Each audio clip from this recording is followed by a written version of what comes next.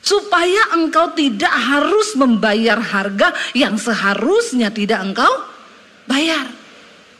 Buru-buru menikah, ya, cari jodoh. Karena sekarang banyak firman mulai bergeser nih. Anak-anak muda dengar yang enak-enak di telinga. Selain donatur, dilarang mengatur. Ya, aroma-aroma kemiskinanmu sudah tercium dari jarak jauh. Ya, kita cari jodoh yang kaya, dipikir itu sudah benar, yang penting kaya. Pikiran-pikiran seperti itu nggak ada, karena Tuhan tahu pasangan yang terbaik buat kita itu siapa, orangnya apa. Kalau engkau mengandalkan Tuhan, maka rencana Tuhan itu yang terbaik. Amin. Dengar ya anak muda, dengar loh. Jangan pakai hidup ini dengan logikamu. Karena Alkitab bilang yang berhikmat bagi dunia itu yang paling bodoh di mata Tuhan. Biarin aja orang kelihatan sudah sukses. Mungkin dia bangun di atas dasar pasir, makanya cepet. Gak perlu iri, gak perlu ribet, gak perlu sakit hati. Kamu tetap aja menggali. Ya pelan, tapi kamu temukan batu di bawah. Bangun hidupmu di atas dasar firman Tuhan. Lakukan firman Tuhan. Ya, walaupun lambat, walaupun telat, karena Tuhan itu mencintai proses.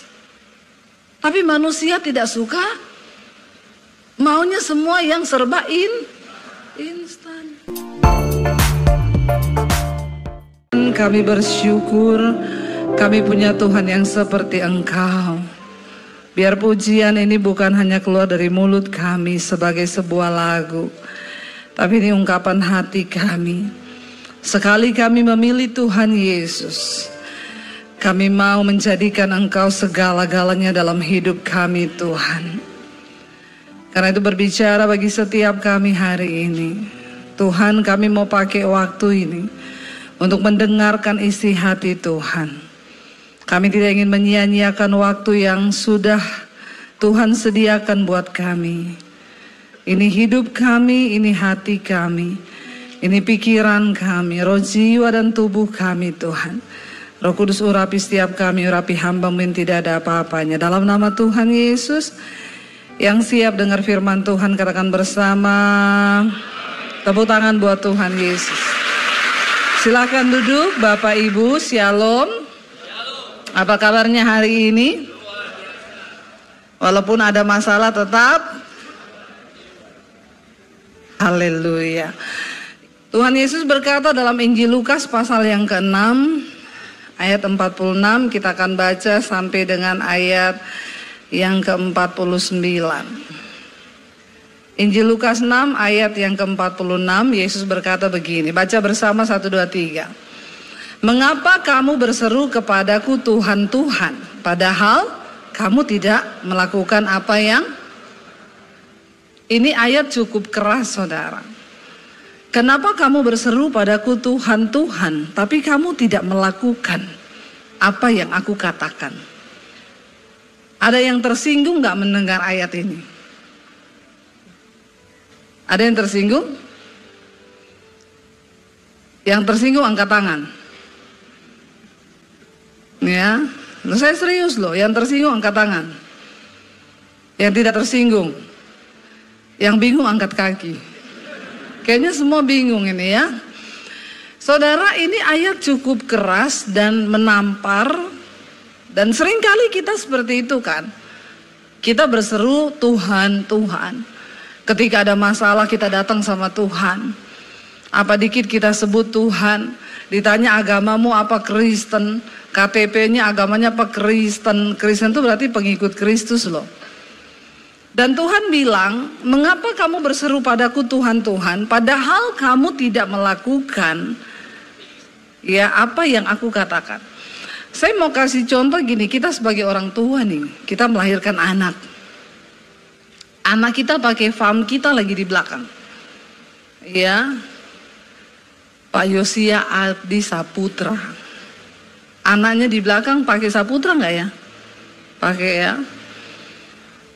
Terus misalnya dia pakai nama kita, anak saya, suami saya Daniel Adi Purnomo, anak saya Angelika Putri Adi Purnomo, Karen Putri Adi Purnomo, ya semuanya pakai Purnomo di belakang.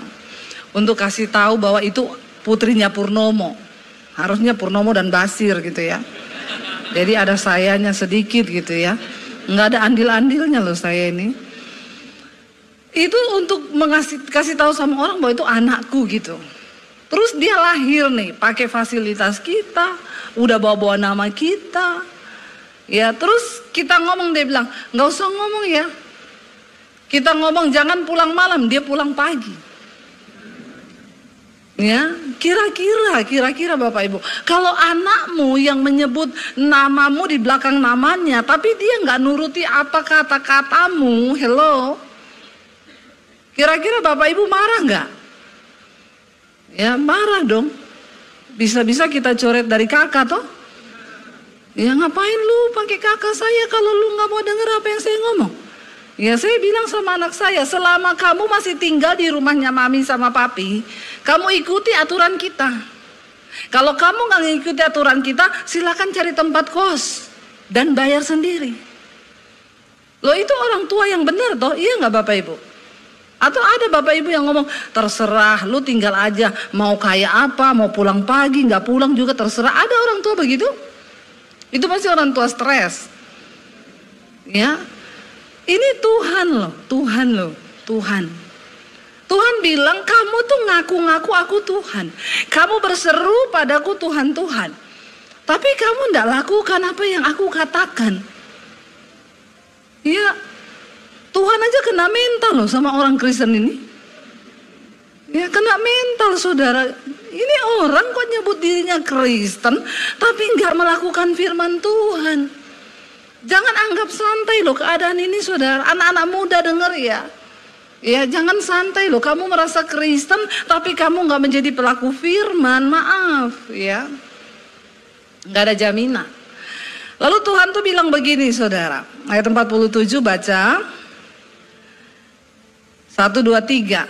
Setiap orang yang datang kepadaku dan mendengarkan perkataanku serta melakukannya, aku akan menyatakan kepadamu dengan siapa dia dapat disamakan.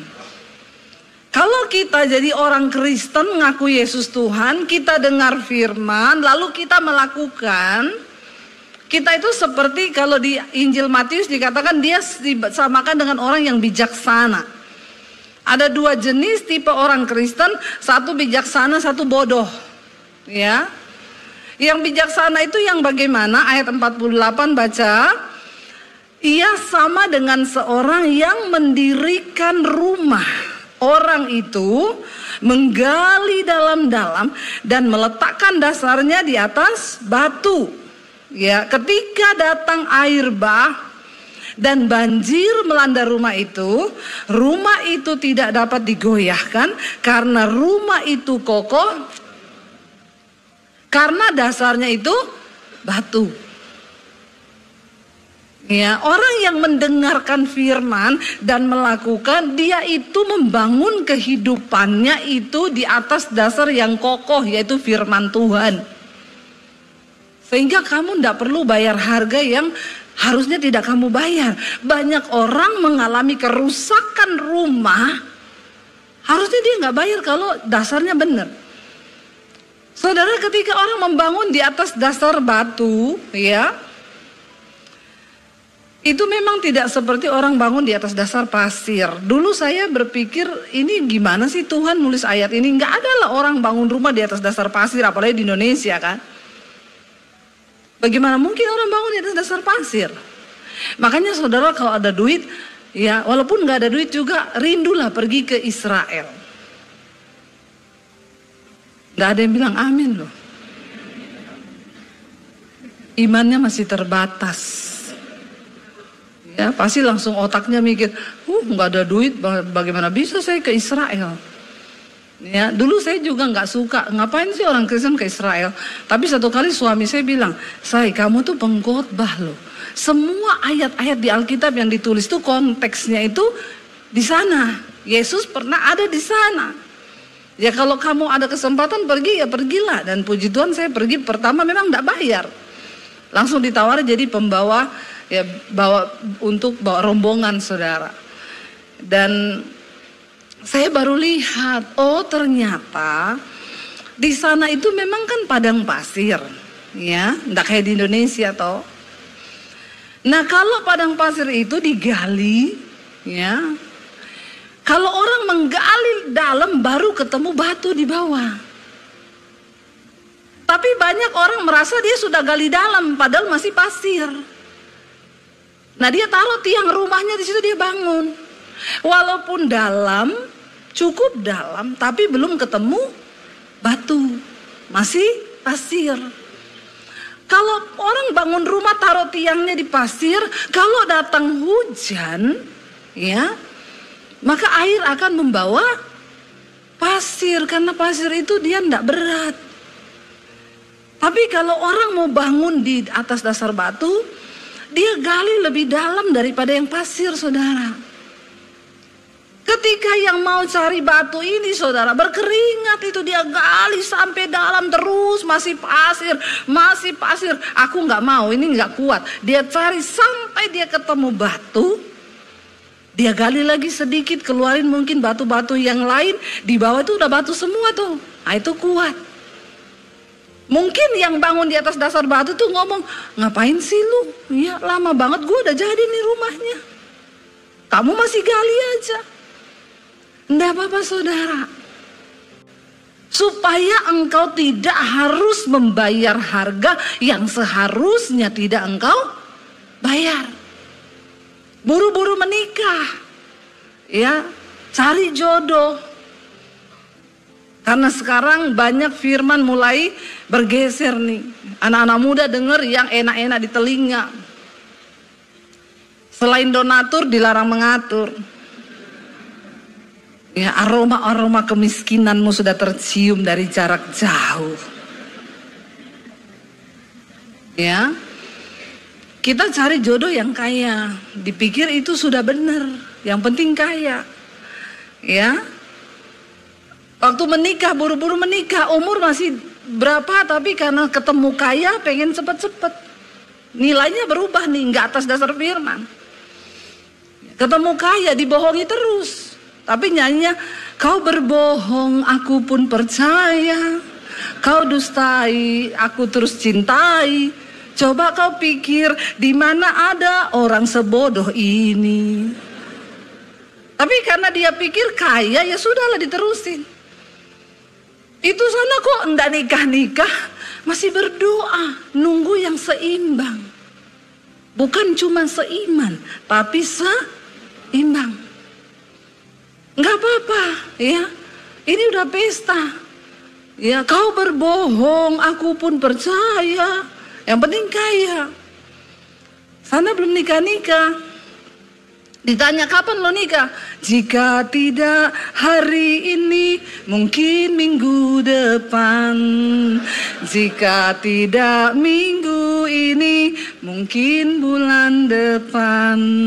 Jika tidak bulan ini, mungkin. Hafal ya. Saya cuma menguji loh. Ternyata kita sama-sama gaul. Iya, nggak apa-apa. Karena nggak apa-apa, tunggu waktu Tuhan yang terbaik. Kalau nggak hari ini ya minggu depan. Kalau nggak minggu depan ya bulan depan. Kalau nggak bulan depan mungkin tahun depan kan. Yang penting kita menunggu dan membangun hidup kita di atas dasar firman Tuhan. Karena untuk sesuatu yang berkualitas itu memang butuh proses. Lama saudara. Kenapa saudara? Karena hidup ini kan nggak indah terus toh ya. Hidup ini akan berganti musim. Hari ini panas. Ya, tapi kalau udah kepanasan juga kan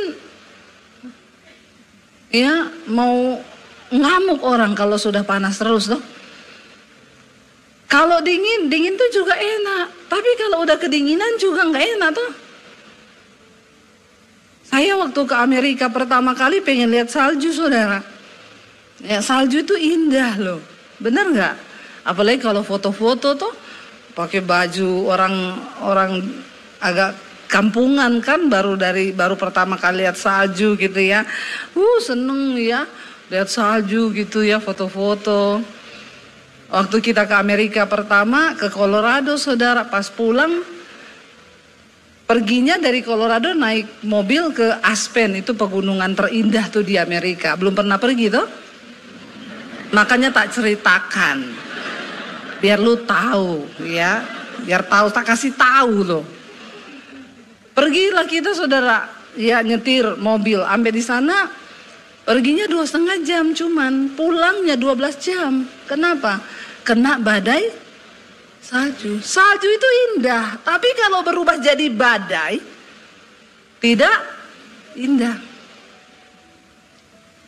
Wah itu saudara, jalan 5 menit berhenti, lap es di kaca itu udah gak bisa kelihatan. Pakai alat, cungkil es. Saya bilang, Tuhan saya pengen lihat salju, tapi bukan badainya. Ya, badai ini deg-degan saudara. Ya, tapi untung kita isi bensinnya di tengah, bukan dari atas. Ya, kita jadi di tengah itu sempat isi bensin. Waktu turun itu sudah ditutup semua jalan, saudara. Dan di sana itu nggak kayak di sini ada rest area. Waduh, iya kedinginan, mampir dulu ngebakso. Enak toh? Di sini tuh enak, saudara ya. Mampir dulu yuk makan soto. Di sana tuh nggak ada. Kebelet pun mau turun. Ya, semoga tidak ketemu beruang. Jadi benar-benar stres itu. Saya bilang, aduh Tuhan, itu saya udah bahasa roh. Karena ditutup jalan, kita mau mundur salju udah sampai di atas mobil. Iya, tapi puji Tuhan, putar balik cari jalan, dan di sana kan sepi, hutan-hutan gitu.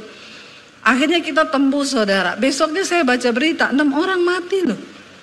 Ya, terkurung di badai salju. Habis bensin, kedinginan, siapa yang mau tolong? Tidak ada. Salju itu indah, tapi kalau berubah jadi badai tidak indah. Hidup kita ini tuh indah. Semua orang waktu menikah bayangannya, ketika sudah menikah, ngomong. Saya tetap indah. Karena saya membangunnya di atas dasar batu. Amin. Nggak apa-apa, dia bilang belum dapat jodoh, nggak apa-apa, saya tunggu yang terbaik. Iya, bukan cuma seiman. Ya, saya pelayanan. Ya, saya harus tunggu laki-laki yang juga sama-sama pelayanan. Yang nggak pelayanan banyak datang. Biasa aja mukanya. Ya. Tapi saya tunggu, wah ini sama-sama Kristen, rajin ke gereja juga, tapi enggak pelayanan, enggak seimbang. Nanti saya pelayanan, dia enggak pelayanan, dia bilang, kamu tidur aja di gereja. Nah saya menikah sama yang pelayanan. Saya pelayanan, dianterin. Ya kalau saya lagi down, ayo saya semangat melayani. Gitu. Satu visi, satu hati. Karena pernikahan itu memang indah, tapi ada saat-saat badai datang. Karena hidup ini tidak seindah drama Korea, say. Dengar ya? Tapi juga tidak sesedih film India. Ya jadi santai saja. Yang penting kita membangun di atas dasar firman. Iya. Jadi saya tunggu sampai yang benar-benar dari Tuhan tuh datang. Karena standar saya firman Tuhan. Bagi saya pernikahan itu untuk menggenapi rencana Tuhan di hidup saya. Kalau saya ketemu laki-laki yang menggagalkan rencana Tuhan, ya ke laut aja lu. Ya.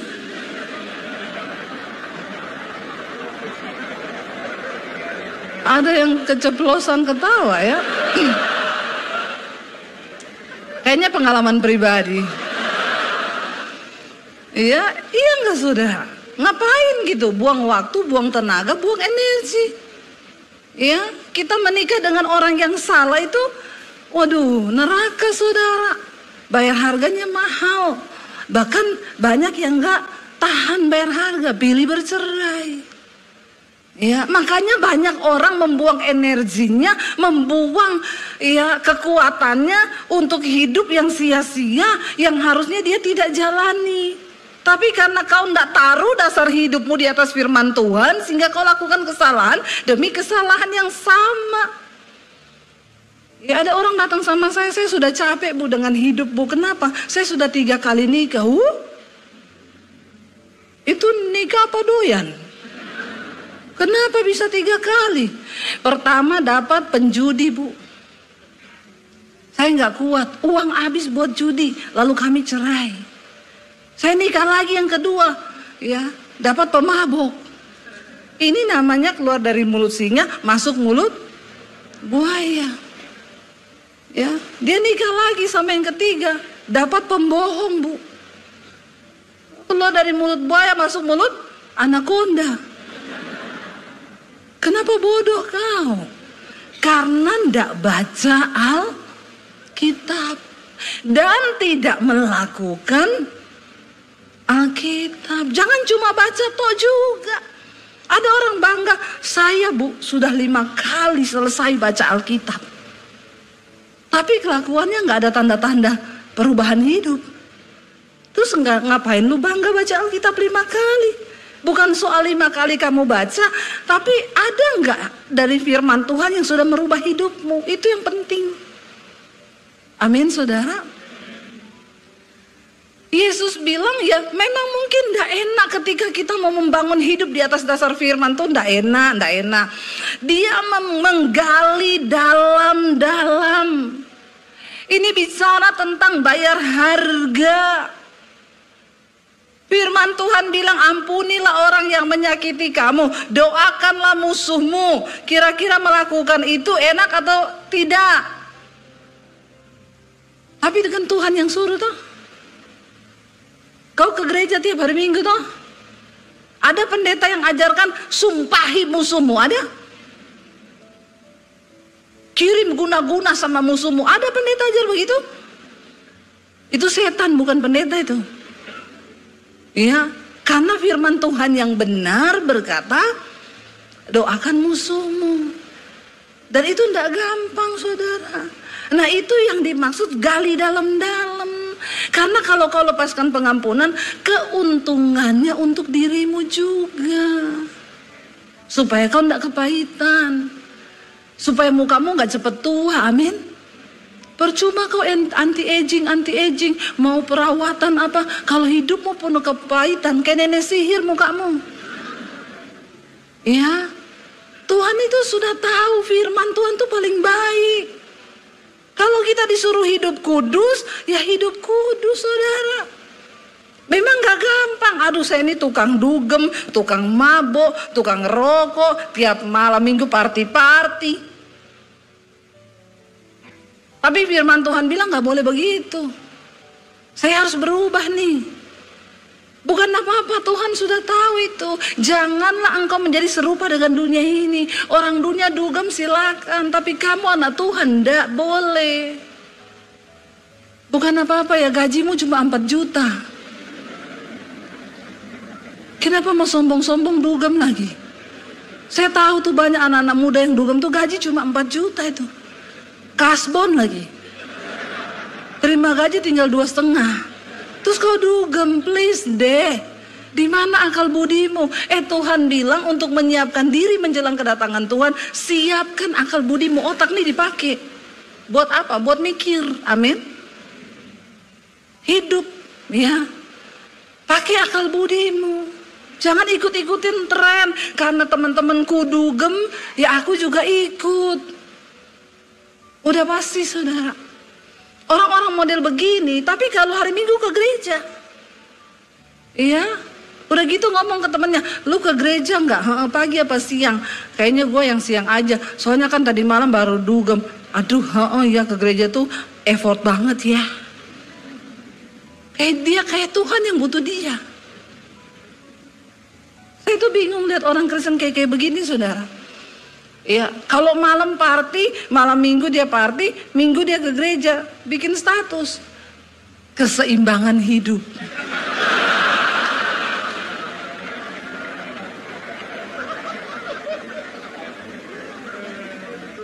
Malam dugem, pagi ke gereja.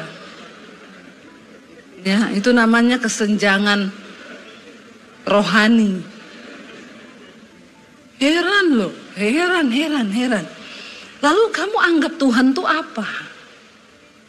Tuhan tuh gak suka loh. Kamu menyebut aku Tuhan, tapi kamu gak lakukan firman-Ku. Alkitab berkata, kuduslah kamu sebab aku kudus. Karena tanpa kekudusan orang gak mungkin lihat Tuhan. Terus kita enak gitu, ya free sex, melakukan seks bebas. Ya anak-anak muda sekarang kan harus coba dulu. Kemarin saya tuh podcast sama Melanie Ricardo, saudara, tolong tonton ya. Bukan iklan ini, banyak nilai yang harus saudara dapat. Saya serius ini, saudara tonton sama tidak tetap banyak yang nonton kok. Tapi itu ada nilai. Dia tanya salah satu pertanyaannya tuh begini. Bu, hari-hari gini kan anak muda itu bilang orang sebelum menikah harus test drive. Kayak beli mobil, anak-anak muda. Nge-seks dulu sebelum nikah. Bukan apa-apa, ini sih dia yang bilang. Nggak taunya nanti dia ternyata nggak pinter seks atau apalah ukurannya XL, ML atau apa itu saya nggak tahu, dia bahasnya gitu. Tapi itu di kalangan anak muda sekarang katanya seperti itu. Saya bilang itu pasti orang tidak beriman. Dan tidak sungguh-sungguh percaya Tuhan. Kalau dia beriman dan percaya Tuhan, pikiran-pikiran seperti itu nggak ada. Karena Tuhan tahu pasangan yang terbaik buat kita itu siapa, orangnya apa. Kalau engkau mengandalkan Tuhan, maka rencana Tuhan itu yang terbaik. Amin. Dengar ya anak muda, dengar loh. Jangan pakai hidup ini dengan logikamu. Karena Alkitab bilang yang berhikmat bagi dunia itu yang paling bodoh di mata Tuhan. Biarin aja orang kelihatan sudah sukses. Mungkin dia bangun di atas dasar pasir, makanya cepet. Gak perlu iri, gak perlu ribet, gak perlu sakit hati. Kamu tetap aja menggali. Ya pelan, tapi kamu temukan batu di bawah. Bangun hidupmu di atas dasar firman Tuhan. Lakukan firman Tuhan. Ya, walaupun lambat, walaupun telat, karena Tuhan itu mencintai proses. Tapi manusia tidak suka, maunya semua yang serba instan. Ya, makan mie instan terus ususmu bocor loh. Ya, kamu suka yang instan itu semua tidak sehat. Bener nggak? Buah belum matang dipetik, kenapa? Biar instan diperem, ya nanti cepat matangnya, pasti rasanya beda. Beda dengan proses kehidupan yang memang harus kita jalani. Ayo bangun hidupmu di atas dasar firman Tuhan. Rasul Paulus berkata begini, dalam 1 Korintus 3 ayat 10, dia bilang begini saudara, sesuai dengan kasih karunia Allah yang dianugerahkan kepadaku, aku sebagai seorang ahli bangunan yang cakap telah meletakkan dasar dan orang lain membangun terus di atasnya. Tetapi tiap-tiap orang harus memperhatikan bagaimana ia harus membangun di atasnya. Karena tidak ada seorang pun dapat meletakkan dasar lain daripada dasar yang telah diletakkan, yaitu Yesus Kristus. Saudara semua di sini Kristen, kita sudah membangun di atas dasar Yesus. Tapi perhatikan bagaimana engkau membangun. Entahkah orang membangun di atas dasar itu dengan emas, perak, batu permata, kayu, rumput kering atau jerami. Ya, kelihatannya semua Kristen, tapi ternyata bangunannya beda-beda saudara. Sekali kelak pekerjaan masing-masing orang akan nampak karena hari Tuhan akan menyatakannya, sebab ia akan nampak dengan api, ujian, penampian. Dan bagaimana pekerjaan masing-masing orang akan diuji oleh api itu. Jika pekerjaan yang dibangun seseorang tahan uji, ia akan mendapat upah. Jika pekerjaannya terbakar, ia akan menderita kerugian, tetapi ia sendiri akan diselamatkan, tapi seperti dari dalam. Mau nggak saudara?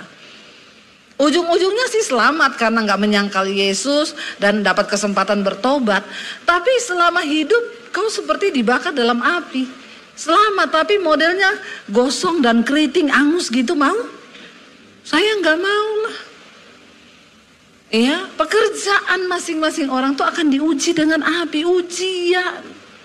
Kenapa perlu kita membangun di atas dasar batu? Karena dalam hidup ini ada kalanya musim berganti. Iya, yang kelihatannya salju indah, waktu datang badainya, semua bahkan bisa membawa kematian. Musim hujan kalau biasa, tapi ketika air bah dikatakan di sana, ya yang dibangun di atas dasar pasir itu hanyut dengan air, tidak kuat. Iya, kenapa kita perlu mendengar dan melakukan firman? Supaya kita kuat menghadapi setiap pencobaan, setiap masalah dalam hidup kita. Tegap, tetap berdiri sampai Tuhan datang. Kita baca ayat di dalam Yakobus, saudara. Yakobus 1 ayat 21 sampai 24. Baca dengan suara yang keras karena saya tahu saudara di rumah jarang baca Alkitab. Yakobus 1 ayat 21, 1, 2, 3. Sebab itu dikatakan di sana, buanglah segala sesuatu, baca, yang kotor dan kejahatan yang begitu banyak itu, dan terimalah dengan lemah lembut firman yang tertanam di dalam hatimu, jadi firman itu berkuasa menyelamatkan jiwa. Terima dengan lemah lembut, buang dulu semua yang kotor, terima firman yang sanggup menyelamatkan. Tetapi dikatakan hendaklah kamu menjadi pelaku firman dan bukan hanya pendengar saja. Sebab jika tidak demikian,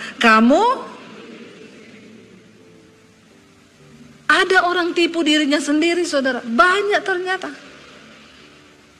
Kalau kau hanya mendengar firman tapi tidak melakukan, dikatakan dia menipu dirinya sendiri. Sebab, ayat 23, sebab jika seseorang hanya mendengar firman saja dan tidak melakukannya, ia adalah seumpama seorang yang sedang mengamat-amati mukanya yang sebenarnya di depan cermin. Baru saja ia memandang dirinya, ia sudah pergi dan ia segera lupa bagaimana rupanya. Saya mau tanya sama saudara hari ini, ada nggak saudara yang lupa dengan mukamu? Ada yang lupa dengan mukanya? Tolong angkat tangan. Yang ingat dengan mukanya angkat tangan. Yang ingat saja. Saya tanya serius ini loh. Tolong ada pilihan sedikit hidupmu itu. Dari tadi ditanya nggak ada pilihan terus. Orang takut salah itu kelihatan ya. Kalau salah saya nggak marah. Bener juga nggak dapat sepeda. Jadi nggak apa-apa, angkat tangan aja. Yang ingat mukanya hari ini angkat tangan. Yang ingat mukanya. Ya, yang tidak ingat tolong pengerja bawa ke rumah sakit jiwa itu. Pasti udah gila itu. Kenapa kita ingat muka kita? Karena tiap hari kita bercermin. Saya ingat muka saya. Ya, saya punya lesung pipi di sebelah kanan. Kenapa saya tahu? Karena tiap hari saya bercermin. Yang aneh kalau ada orang ditanya, kamu ingat mukanya? Enggak, mukamu kayak apa? Luna Maya. Itu halu kau, halu. Sakit jiwa juga itu. Kita semua kan ingat loh. Jadi saudara, dalam loh ayat ini. Kalau engkau cuma mendengar firman dan tidak melakukannya, kita ini seperti orang yang melihat mukanya kita di depan cermin, lalu kita pergi dan kita lupa. Itu namanya lupa diri, alias tidak tahu. Repot kan orang kalau tidak tahu diri kan. Hidupnya bikin masalah. Kalau kau tidak bisa jadi berkat, setidaknya jangan jadi beban buat orang lain, amin. Kenapa orang hidupnya jadi beban buat keluarga, jadi beban buat istri, jadi beban buat anak-anak, jadi beban buat orang tua? Satu pasti, karena tidak mau jadi pelaku firman. Saya sudah melihat itu. Makanya orang kalau datang konseling, Bu saya mau konseling, hidupku banyak masalah. Kau pulang saja lakukan firman, tidak usah konseling. Amin. Udah harus begitu pendeta sekarang, Pak. Nggak usah dengar-dengar orang konseling, bikin pusing kita. Nanti dia balik lagi minggu depan, urusannya sama lagi tuh. Makanya saya sekarang nggak mau. Mau konseling apa? Semua jawaban hidupmu ada di Alkitab. Kau pulang baca itu Alkitab, lakukan, mesti hidupmu benar. Amin. Tuhan sudah mau datang loh saudara. Mau sampai kapan kita hidup begini-begini terus? Ya, mau sampai kapan kita nggak bertobat? Kalau ditanya, kapan kamu bertobat? Jika tidak hari ini, mungkin minggu depan. Ya kalau kau masih hidup minggu depan, kalau mati. Hidup ini kan nggak ada yang tahu. Ayo kita bertobat hari ini. Kenapa saudara? Karena firman Tuhan itu sanggup menyelamatkan jiwa kita. Kenapa orang gampang tinggalin Yesus? Kenapa orang gampang melupakan Tuhan? Karena tidak berakar kuat dalam firman Tuhan. Saudara, saya diberi ya ayat firman Tuhan dari gereja. Buka bersama Filipi pasal 2 ayat 12 sampai ayat 18. Ya, memiliki mental pemenang itu. Ya, tapi kita akan baca Filipi 2 ayat 12 mulai. Hai saudara-saudaraku yang kekasih, kamu senantiasa taat, karena itu tetaplah kerjakan keselamatanmu dengan takut dan gentar. Bukan saja seperti waktu aku masih hadir, tetapi terlebih pula sekarang waktu aku tidak hadir. Rasul Paulus menulis surat kepada jemaat yang ada di Filipi. Ya, salah satu mental pemenang itu adalah Rasul Paulus bilang, kamu sudah taat mengerjakan keselamatan, tapi sekarang lebih lagi kerjakanlah keselamatanmu dengan takut dan gentar. Bukan saja seperti pada waktu aku masih hadir, tapi terlebih pula sekarang waktu aku tidak hadir. Artinya apa? Jangan cuma di depan pendeta. Ya, kamu mau taat sama firman Tuhan. Jangan cuma karena mau dilihat orang. Ya, mental pemenang itu adalah dia memiliki ketaatan penuh kepada Tuhan, dilihat atau tidak dilihat orang. Amin. Dihargai atau tidak dihargai orang. Kita punya komitmen, aku mau melakukan firman, aku mau taat mengerjakan keselamatan. Bukan hanya karena dilihat orang. Kalau cuma karena dilihat orang kita melakukan sesuatu, itu namanya munafik. Dan Tuhan itu melihat hati. Ya, jadi jangan munafik kalau mau diberkati Tuhan. Ya, jangan ada Pak Pendeta rajin. Pak Pendeta udah biasa aja. Ya, kalau di gereja rohani sekali, di rumah roh halus. Banyak orang Kristen begitu saudara, ya. Di gereja rohani, di rumah roh halus.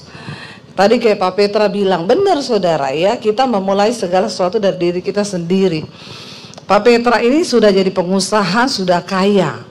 Tapi memang ya roh cleaning service-nya, ya saya tuh melihat, saya tinggal di rumah beliau di Amerika, ya pagi-pagi udah cuci tempat sampah, buang sampah, cuci baju, ya. Lalu waktu saya ke Amerika, suami saya tanya-tanya soal mesin cuci. Dan pulang suami saya jadi rajin mencuci. Jadi udah nggak usah laundry. Ya, sampai anak saya bilang gini, "Papi, aku tuh mau kasih papi gelar Duta Laundry Indonesia." Anak saya bilang loh, karena setiap kali mau bangun pagi langsung, anak-anak baju kotor mana, baju kotor, semangat dia mencuci. Ya, bapak-bapak jangan menghina loh pria-pria yang mencuci baju. Saya mau bilang, pria yang hobinya mencuci baju itu tanda pria sukses. Amin. Itu pria sukses. Ya, karena memang udah nggak ada kerjaan, udah sukses tuh. Kerjaannya semua yang kerjain karyawan, bener nggak? Ya, kayak Pak Petra kan dia udah nggak perlu ngantor. Ya, dia bangun pagi langsung, mana cucian, nyuci loh. Ya, dan saya bersyukur ya, tapi suami saya pun dari dulu sejak kami menikah masih susah. Ya, dia juga bantu nyuci ya. Sampai hari ini kita juga udah diberkati ya, dia tetap nyuci. Ya, enggak apa-apa. Pria sukses. Amin Bapak-bapak. Jangan kau merasa setelah kau turun ke dapur ikut bantu istri itu banci. Ya, enggak, ya. Itu enggak bencong. Yang bencong itu tulang lunak. Ya, tapi kalau Bapak bantu istri turun ke dapur cuci baju itu luar biasa, itu ciri pria sukses. Amin. Tolong bilang ke bapak-bapaknya, suamiku juga pria sukses. Ayo ibu-ibu bilang ke suaminya supaya besok dia bantu cuci-cuci baju. Ayat 13 berkata, kenapa saudara? Karena Allah lah yang mengerjakan di dalam kamu baik kemauan maupun pekerjaan menurut kerelaannya. Ya, saya percaya banget ya, kita ini apapun yang kita lakukan biar Tuhan lah yang bekerja dalam kita. Ayat 14. Nah, ini penting, baca bersama, garis bawahi pemenang itu harus begini. Lakukanlah dengan dan ayat 15 berkata saudara, supaya kamu tiada beraib dan tiada bernoda sebagai anak-anak Allah yang tidak bercelah di tengah-tengah angkatan yang bengkok hati dan yang sesat ini, sehingga kamu bercahaya di antara mereka seperti apa? Bintang-bintang di dunia. Saudara tahu kenapa bangsa Israel dibinasakan Tuhan? Karena bersungut. Dosa ini memang tidak terlihat, tapi ternyata mematikan. Dari awal Tuhan membunuh bangsa Israel di padang gurun, puluhan ribu yang mati kena penyakit, dipatok ular, ya, gara-gara bersungut. Ini dosa tidak terlihat tapi mendatangkan maut. Iya, coba aja saudara bangun pagi udah, hidup kok gini-gini terus ya, kenapa ya? Ya, itu bangsa Israel. Nggak ada makanan, minta dikasih mana. Lama-lama bosan ngomong, kita udah bosan ya makan makanan yang tawar, nggak ada rasa ini. Coba saudara, ya, marah terus, bersungut terus. Ya, bersungut-sungut itu lawannya apa? Bersyukur. Berdamai dengan keadaanmu hari ini. Kalau memang hari ini ya takarannya segitu, disyukuri. Amin. Ya, orang itu hidupnya stres. Kenapa? Karena dia nggak terima keadaannya. Dia mengukur orang lain dengan dirinya. Saudara, nggak bisa. Tuhan itu memberi kita berkat. Ya, tergantung bagaimana cara kita mensyukuri apa yang ada. Iya, sering kali saudara kita kehilangan berkat, kita gagal di tengah jalan karena kita nggak mampu bersyukur. Sebaliknya orang yang bersyukur itu pasti orang yang bersyukur pasti tidak bersungut-sungut, tapi orang yang bersungut-sungut pasti tidak bersyukur. Syukuri apa aja, syukuri. Ya, terima kasih Tuhan. Saya selalu cerita kesusahan kami dulu. Kita kalau ke mall berlima. Puji Tuhan, tadinya motornya cuma satu, kadang bonceng 5. Bener Pak, saya bonceng 5 sama anak waktu masih kecil-kecil 3. Akhirnya puji Tuhan dapat motor satu lagi, bisa berdua motor ke mall. Kalau weekend kita ke mall, masih di Solo dulu, suami bawa anak 2, saya bonceng 1. Ya, 2 motor ke mall. Sampai di mall udah ingetin, nanti enggak boleh minta apa-apa ya. Kita pesen nasi goreng ya 3, es tehnya 3, dibagi 5. Ya. Tapi kita happy enggak? Happy. Kami bahagia, sangat bahagia. Kita bisa ketawa bareng, ya gini-gini berebut ambil nasi goreng. Udah ini takarannya sudah segini-segini. Kita bahagia, bukan tidak bersyukur, kita bersyukur. Iya. Saya melihat saudara bagaimana perjalanan hidup kami. Punya mobil pertama juga, ya itu saya pelayanan. Lalu pengusaha itu bilang gini, dia punya dealer. Bu, ibu udah punya mobil nggak? Belum. Kalau ibu mau, itu ada mobil tarikan sih. Saya orang beli tapi dia nggak bisa bayar, saya tarik. Ibu pakai aja buat pelayanan. Ya, suruh suami datang ambil. Seneng dong saya. Mobil tua tahun 81. Ya, Tapi ya karena kita nggak punya mobil, ya udahlah saya telepon suami saya, kesini ambil. Dia datang semangat bawa pulang mobil. Sampai di rumah besoknya pegawainya telepon saya, Bu itu mau dibayarnya nyicil atau cash? Ini sih jebakan saudara ya.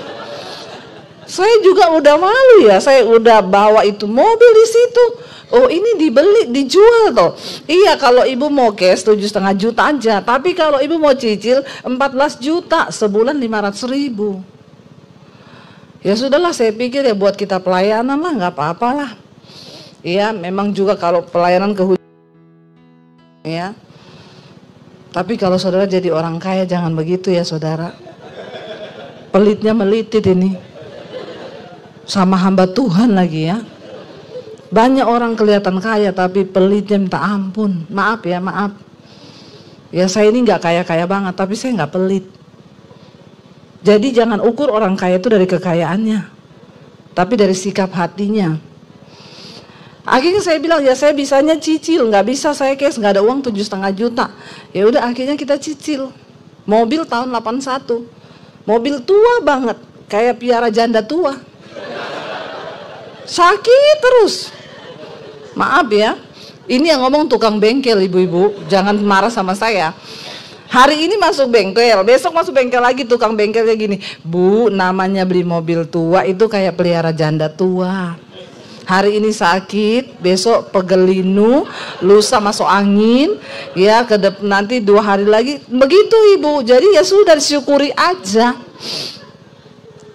Ya kita namain mobil itu mobil dalam nama Yesus.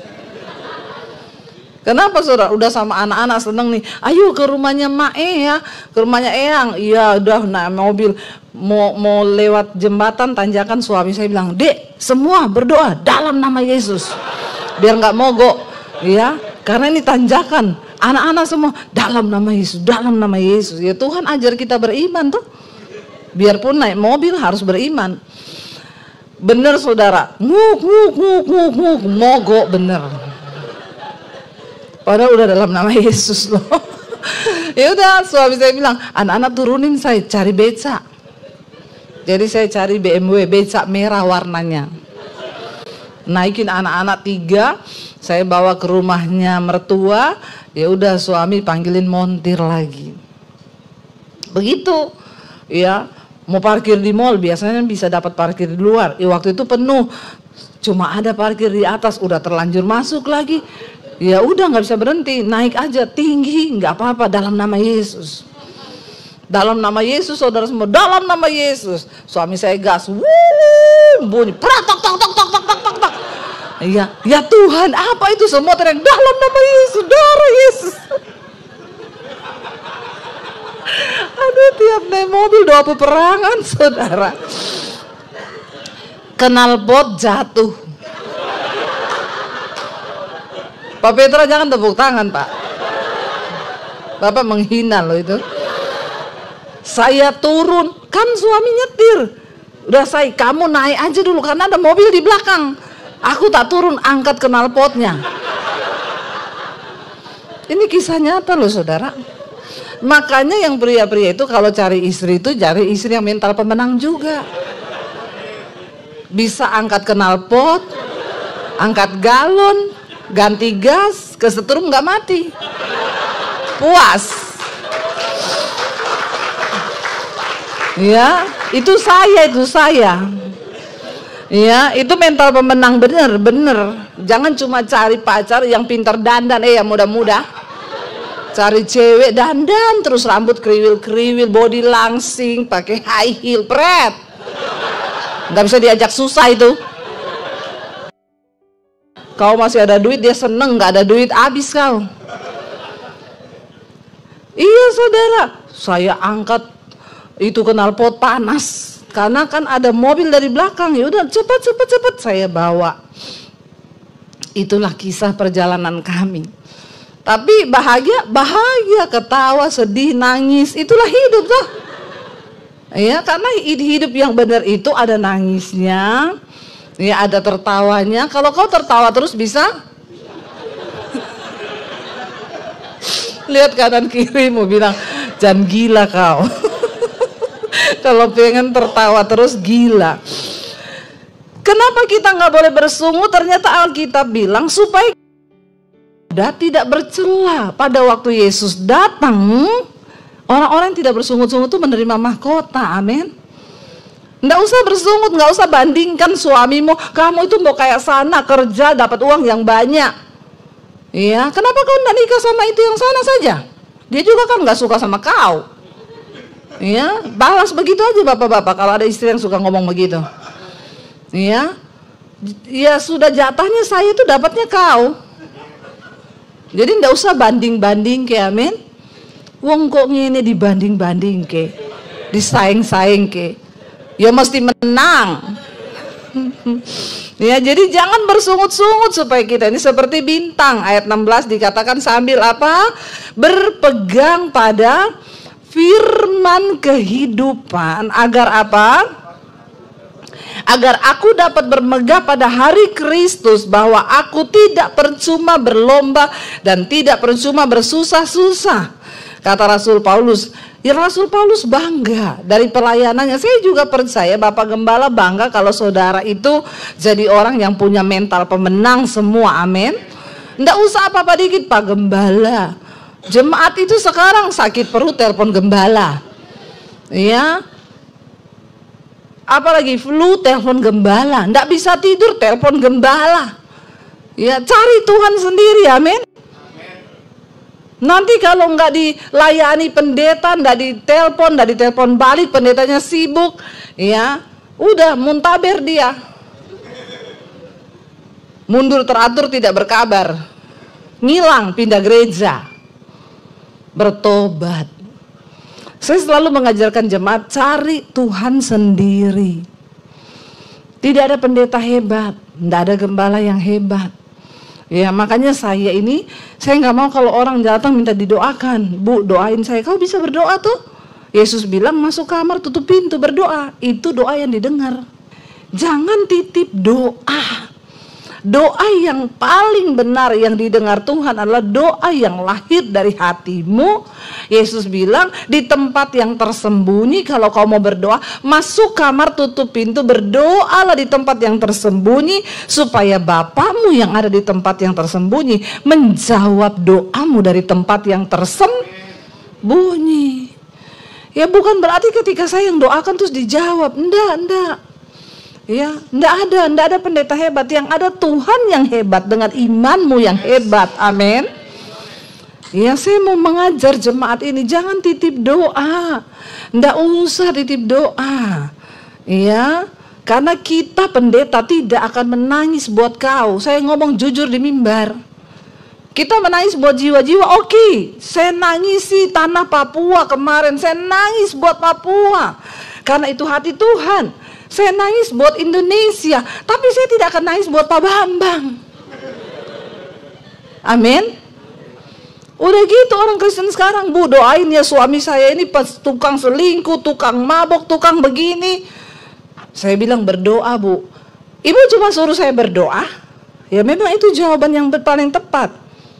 Soalnya ibu tuh belum rasa suami saya. Sorry ya, saya nggak mau rasa suamimu. Siapa yang suruh kau kawin sama dia?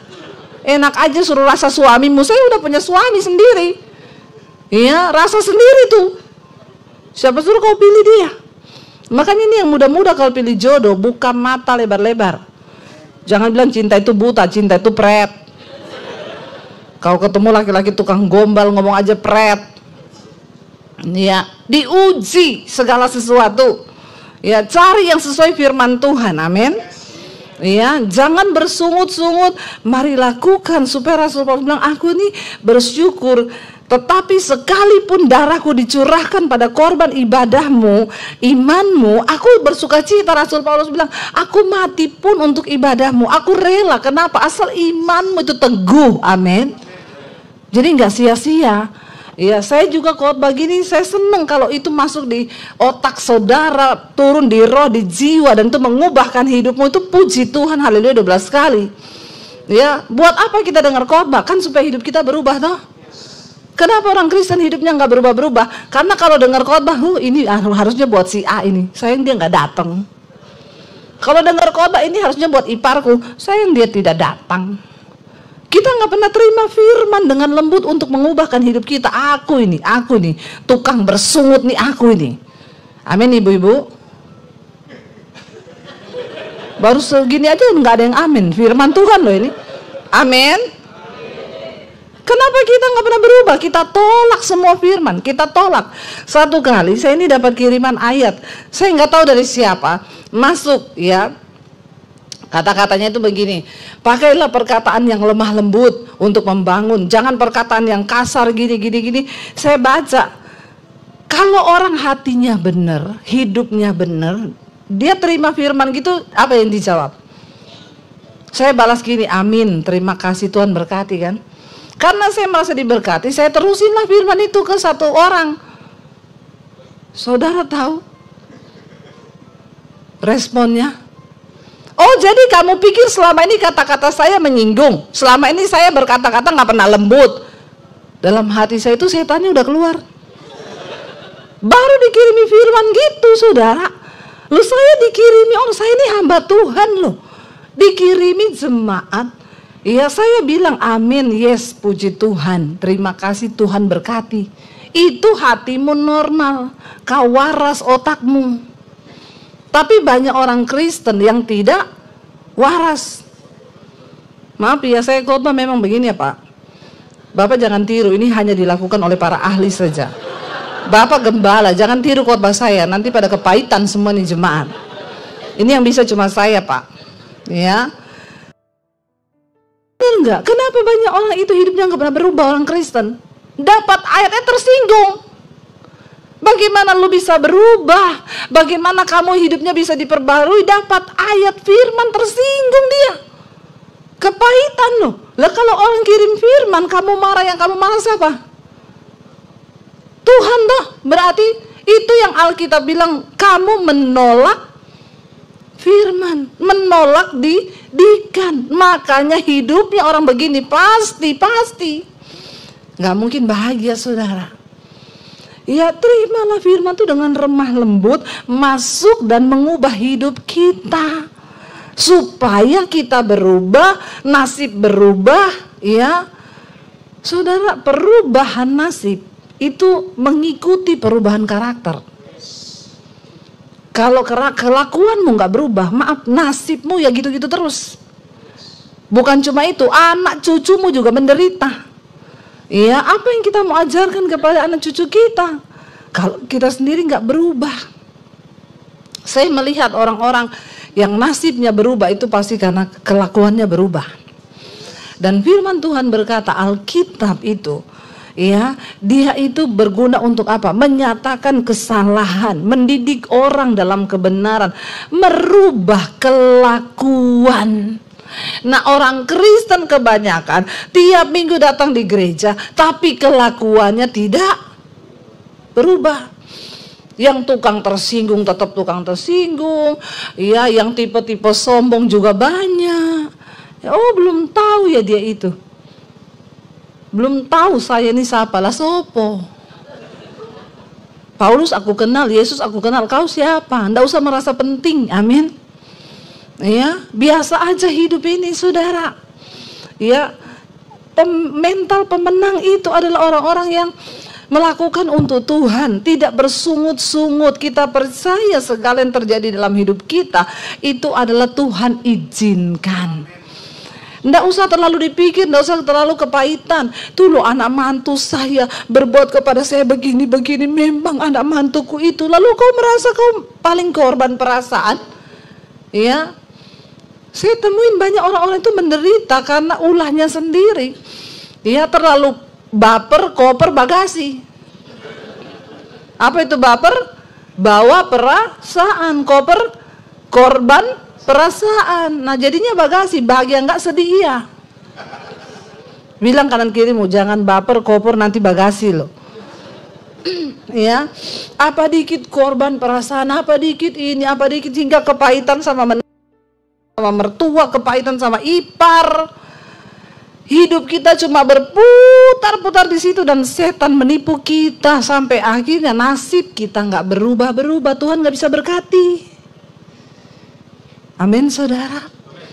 Jangan pikir kenapa bangsa Israel dibinasakan Tuhan. Dibinasakan loh, nggak ada ampun. Karena dosa bersungut-sungut. Bersungut-sungut. Orang yang bersungut-sungut itu orang yang menolak firman. Tapi coba kita terima firman. Amin Tuhan. Aku mau hari ini melakukan apa yang firman-Mu katakan. Yes, aku percaya firman-Mu sanggup mengubah hidupku, mengubah jalanku, mengubah karakterku. Ayo saudara, kita memiliki ketaatan penuh kepada Tuhan. Sebab Dia tidak pernah berubah. Ya, Dia Tuhan yang selalu menyatakan ya apa yang harus kita lakukan supaya hidup ini ya bisa berkenan kepada Tuhan. Jadi saudara, ya itu saja pesan saya. Saya undang para imam musik maju ke depan dan juga tim PPW ya bisa maju ke depan. Mari kita sungguh-sungguh untuk ya terus ya membangun hidup kita. Sebenarnya nih pemusik di sini ada kursi kosong loh, enggak usah di luar. Karena pemusik ini orang-orang yang paling jarang dengar firman loh, ya. Jangan di luar ya, di sinilah duduk. Ya, saya takutnya nanti kita merasa paling dekat sama Tuhan, padahal kita paling jauh, ya. Karena kita nggak pernah dengar firman. Jadi tolong nanti pemusik di dalam aja, cari kursi kosong, jangan di luar. Ya, jangan sia-siakan saudara. Pelayanan kita tidak menjamin perkenanan di hadapan Tuhan.